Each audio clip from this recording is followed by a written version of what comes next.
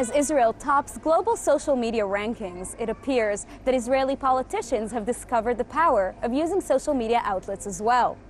Facebook, Twitter, YouTube, and blogs are all new and preferred ways for the elected official to better interact with his audience. Makes it very personal.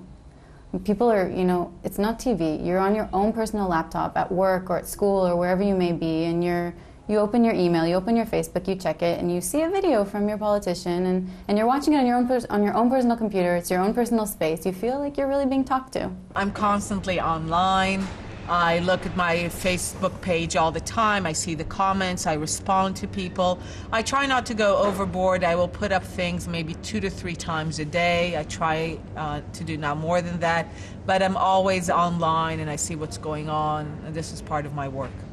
And MK Einat Wilf is not the only one. Israeli Prime Minister Benjamin Netanyahu has 3 Facebook accounts with about 150,000 followers on his official page.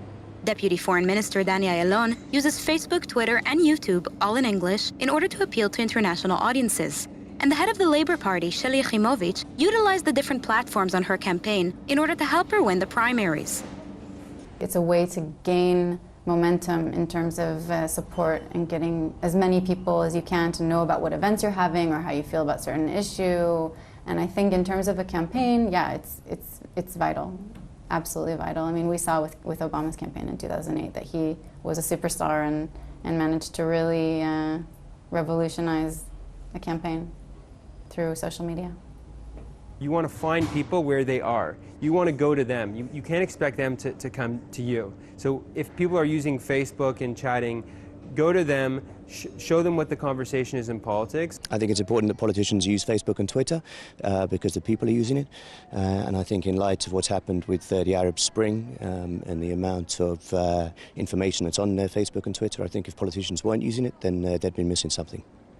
Any way that you can reach younger people, I mean, I think that's a good thing. I think that one problem is that, you'd hope that there'd be some substance to it, as opposed to kind of just another advertisement. And do you, as a member of Knesset, when you get comments, do you actually apply them? Absolutely. I do a lot of interactive stuff. For example, once a week in the Knesset, we have something called a 1-minute speech. A member of Knesset can talk about anything they want. So sometimes I will solicit ideas for that 1-minute speech, and if it's a good idea, we'll talk about it.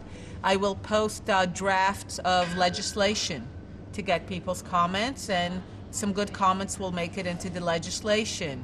So absolutely, the comments are part of the interactive process, and I listen. Many politicians don't make the headlines in the traditional media like newspapers and television, and so by using social media, they're able to maintain a fan base and expose what they're doing. Looking forward, this sort of interaction is bound to expand and dominate the Israeli political sphere. I'm quite certain that social media will have deep impact on how we conduct politics. I think it will have the same kind of impact that television had on politics for several decades. I think that people through social media would expect their politicians to be more interactive, more answerable. People will expect to have more of a voice in what their politicians do. They will think of politics no more as voting once every few years, but an ongoing process where civic participation is conducted at a higher level. So I think social media will transform politics in a very, very deep way, and I think we're only at the beginning of that revolution. For JN1, I'm Sivan Raviv, Israel.